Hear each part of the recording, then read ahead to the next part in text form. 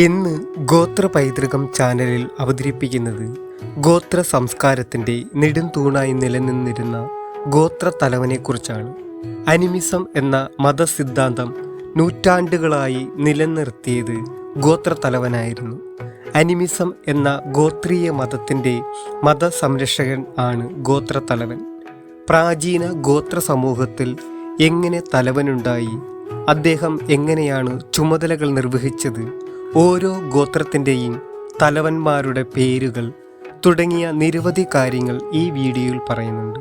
ഇങ്ങനെ ഗോത്ര തലവനുമായി ബന്ധപ്പെട്ട വിഷയമാണ് അനിമിസം എന്ന പരമ്പരയിലെ പ്രധാന വിഷയാവതരണം.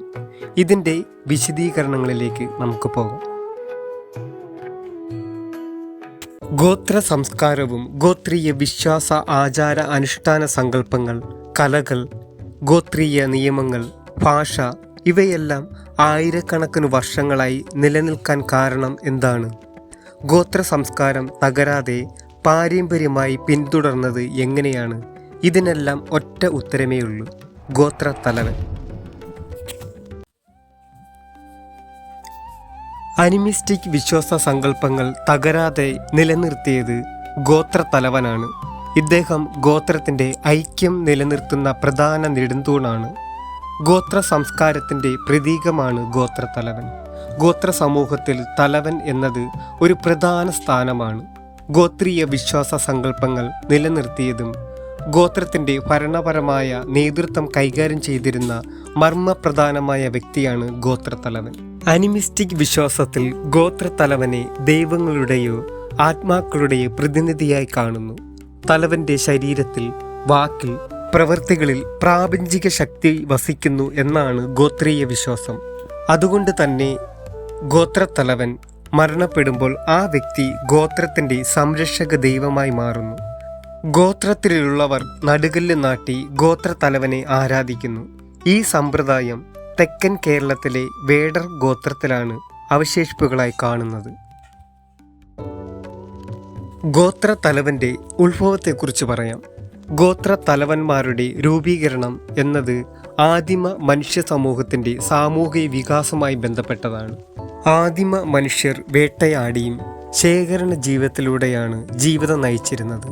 തന്ത്രപരമായ രീതിയിൽ വേട്ടയാടാനും പങ്കിട്ടു കൊടുക്കാനും തീരുമാനങ്ങൾ എടുക്കാനും ഒരു നേതാവിൻ്റെ ആവശ്യം സ്വാഭാവികമായി ഉയർന്നു വന്നു. ഇങ്ങനെ ഓരോ ഗോത്രത്തിലും അവരുടെ നേതാക്കളെ അവർ തന്നെ തിരഞ്ഞെടുത്തു. ഇത്തരത്തിലൂടെയാണ് ആദ്യകാല തലവന്മാരുടെ ഉദയം. ഇങ്ങനെ ഓരോ ഗോത്രത്തിലും അവരുടെ നേതാക്കളെ അവർ തന്നെ തിരഞ്ഞെടുത്തു.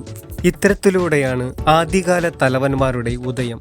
കൃഷി ആരംഭിച്ചതോടെ ഗോത്ര തലവന്മാരിൽ ചുമതലകളും കൂടി. പുതിയ ഭരണ സമ്പ്രദായം രൂപപ്പെടുത്തി. പിന്നീട് തലവൻ ഒരു സ്ഥാപിത സ്ഥാനമായി മാറി. മതം, ഭരണം, സംരക്ഷണം എന്നിങ്ങനെയുള്ള ഉത്തരവാദിത്തമുള്ള വ്യക്തിത്വമായി മാറി. ഇവർ ഗോത്രത്തിൻ്റെ പാരമ്പര്യ സംരക്ഷകരായി മാറി. ഇങ്ങനെ വലിയൊരു ചരിത്ര പാരമ്പര്യത്തിലൂടെയാണ് ഗോത്രത്തലവന്മാർ ഉദയം കൊണ്ടത്. ഇന്നും ഗോത്രത്തലവന്മാർ ഓരോ ഗോത്രത്തിലും കാണപ്പെടുന്നുണ്ട്. വിവിധ ഗോത്രനാമങ്ങളിലാണ് ഗോത്രത്തലവന്മാർ അറിയപ്പെടുന്നത്. ശിലായുഗ കാലത്തോളം പഴക്കമുണ്ട് ഗോത്രത്തലവന്മാരുടെ സ്ഥാനത്തിന്. പിന്നീട് മനുഷ്യർ കൃഷി ആരംഭിച്ചു, നാഗരികത പണിതുയർത്തി. ഇത്തരം കാലഘട്ടത്തിലൂടെ ഗോത്രത്തലവൻ്റെ ചുമതലകളും വർദ്ധിച്ചു. കുലത്തലവനാണ് പിന്നീട് രാജാവ് അഥവാ കോ ആയി മാറിയത്. കോ എന്നാൽ രാജാവ് എന്നർത്ഥം. കോവളം, കോമളം, കോവൂർ, കോട്ടൂർ തുടങ്ങിയ സ്ഥലനാമങ്ങൾ ഉണ്ടാകാൻ കാരണം കോ എന്ന ഗോത്രത്തലവൻ്റെ നാമത്തിൽ നിന്ന് ഉത്ഭവിച്ചതാണ്. ഏറ്റവും ഉയരം കൂടിയ മലയിലായിരിക്കും തലവൻ്റെ താമസം. ഓരോ കുലത്തെയും നയിക്കുന്നത് കുലത്തലവനാണ്. നേതൃത്വവും അധികാരവും ഇവരുടെ നിയന്ത്രണത്തിലാണ്. കുല പാരമ്പര്യം നിലനിർത്തിപ്പോന്ന കുലാധിപനും അദ്ദേഹത്താൽ ഭരിക്കപ്പെടുന്ന ഇല്ലങ്ങളും ആയിരുന്നു. ഓരോ ഇല്ലങ്ങൾക്ക് ഓരോരോ പ്രദേശങ്ങളും ഓരോ തൊഴിലും കൊടുക്കാറുണ്ട്. അവർ ആ തൊഴിൽ ചെയ്തിരിക്കണം എന്നതാണ് ഗോത്ര വ്യവസ്ഥ രീതി. ഇത്തരത്തിലുള്ള പ്രാചീന സംസ്കൃതിയുടെ രൂപം തെക്കൻ കേരളത്തിലെ വേടർ ഗോത്രത്തിലാണ് കണ്ടുവരുന്നത്.